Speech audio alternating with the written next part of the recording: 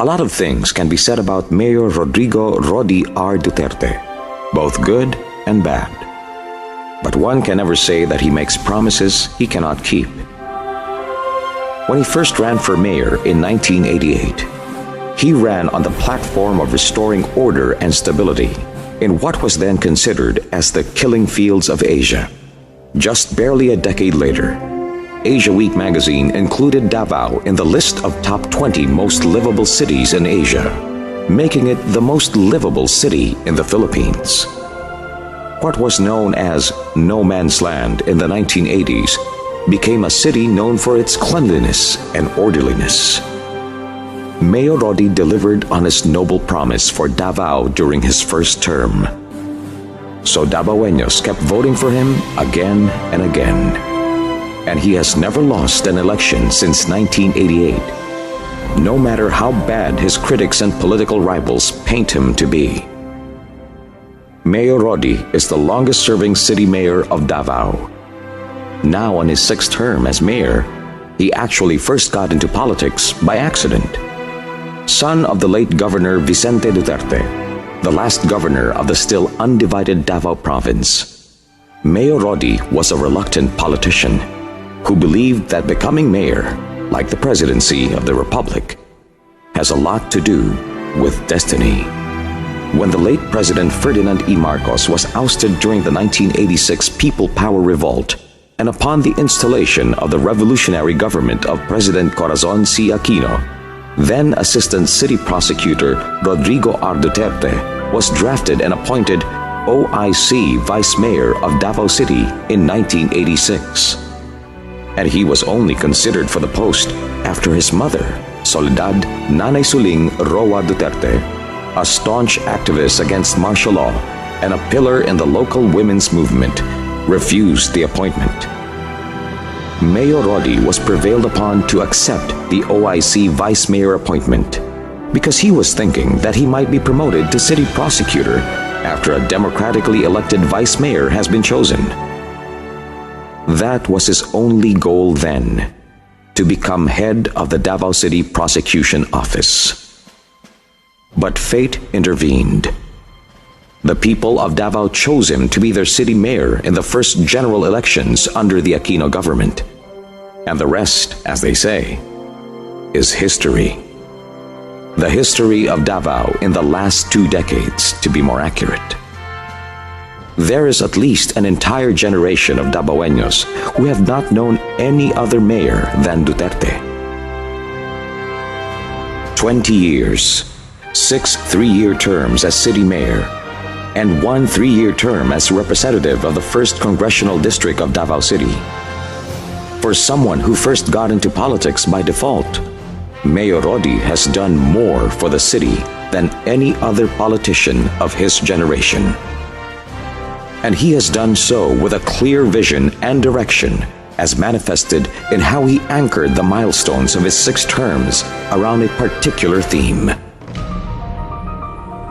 On his first term, from 1988 to 1992, restoring order and reorganizing the city government, restored law and order amidst the chaos of the city with the Disiplina and Hapsay-Dalan programs, and initiated a massive cleanup drive, reorganized the city government and built its institutional capabilities to align with the local government code, appointed deputy mayors for the different tribes, and organized the city through 11 political and administrative districts for more effective and efficient local government administration. As a result of the restoration of order, Davao City posed a positive balance of trade for the first time in years. On his second term, from 1992 to 1995, setting clear development directions and comprehensive planning, mobilization of all sectors to actively participate in the planning process, the first LGU in the country to organize the City Development Council and the Barangay Development Councils, institutionalizing people's participation in the development process, drafted the 25-year Comprehensive Development Plan of Davao City, created 2 pieces of landmark legislation, the Local Investment Incentive Code and the Children's Development Code, implemented the Barangay Integrated Management Program to stimulate grassroots development. And the city hit the 1 billion peso mark in terms of local revenues. On its third term from 1995 to 1998, going global and integrating gender and development, the city embarked on an aggressive tourism and investment promotions campaign through the Invest in Davao program, amended the city's zoning ordinance to respond to the growing needs of the city. For the first time, the No Man's Land was recognized as the Destination of the Year by the Department of Tourism, played a vital role in the formation of BIMP Iaga, recognized by Asia Week magazine as one of the top 20 most livable cities in Asia, recognized by Citibank as the second most important city in the Philippines, created the landmark legislation, the Women Development Code of Davao City, established the Child Minding Center for children of city government employees, established the Balay Dangupan and Balay Paginhawaan for children in need of special protection. On his fourth term from 2001 to 2004, suppressing crime and taking care of the poor and the environment, established the 911 emergency response system for the city, the third of its kind in the world and the first and only one in Asia, equipped the Davao City Police Office with brand new equipment, vehicles, patrol cars, purchased state-of-the-art ambulances and emergency rescue units. For the first time, because of LGU support, the Davao City Police Office was recognized as the best police office in the Philippines and has consistently won this award ever since. Established the Davao City Treatment and Rehabilitation of Drug Dependents, a resort-like community for drug dependents in the city. Created the Lingap para sa Mahirap program to subsidize healthcare needs of poor constituents. Launched the Urban Land Reform Program to assist qualified informal settlers in relocating or acquiring their own house and lot. Drafted the Local Development Plan for Children and launched the Children's Congress. Created the landmark legislation, the Comprehensive Anti-Smoking Ordinance of Davao City. Implemented the Solid Waste Management Program. Adopted the latest information technology system in local governance. Launched the City of Character Advocacy campaign, starting with professionalizing the local government service. On his fifth term, from 2004 to 2007, investing in Davao youth and stopping violence against women and children. Launched the Recognizing Outstanding Davao Youth Project, or RODI Project. For the first time, Davao City got not just one, but two Galing Pook Awards for its gender and development program. Established the Siglakan Women's Crisis Center, a one-stop shop and halfway home for women victims of violence and their children, the first of its kind in the country. Created the Office of the Special Counsel for Violence Against Women to attend to all legal needs of women victims of violence and the prosecution of their cases. Established the Madrasa Development Program for the city's Muslim youth. Established the Davao City Chinatown and created the Davao City Chinatown Development Council. Purchased new garbage bins and new equipment for its solid waste management program. Established the Ray of Hope Village in Maa City Jail for women detainees, the first of its kind in the country. On his sixth term, from 2007 to 2010, building new infrastructure and nourishing the city's soul. Implemented the adaptive traffic control system in the city's major intersections.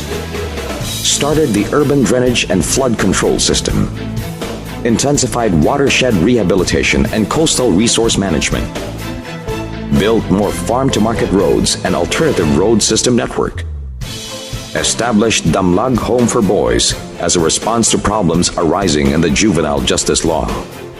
Developed the old PTA grounds into a new city landmark, the People's Park. Established the Museo Davaoeño.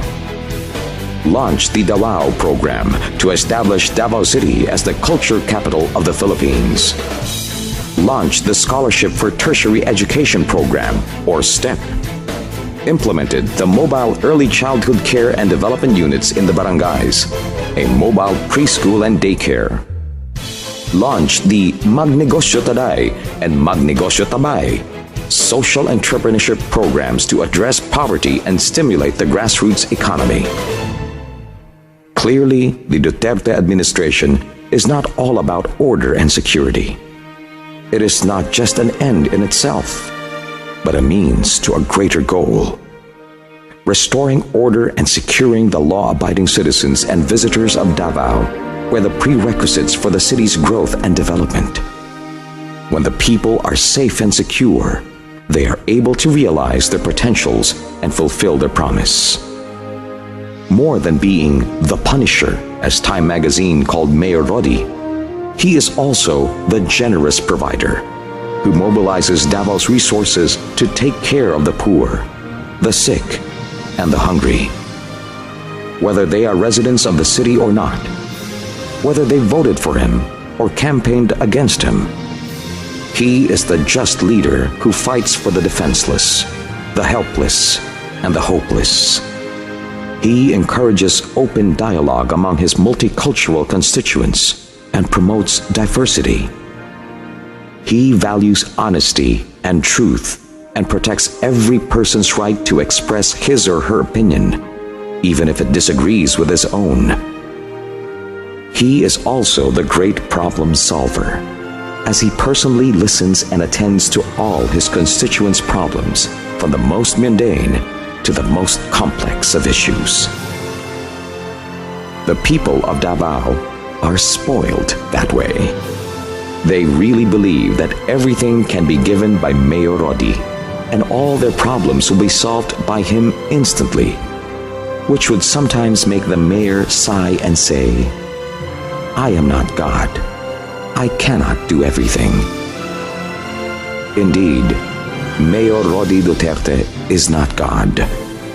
But for most of the masses who love him and keep voting for him again and again, he is their Moses who led them to the promised land of what Davao is today.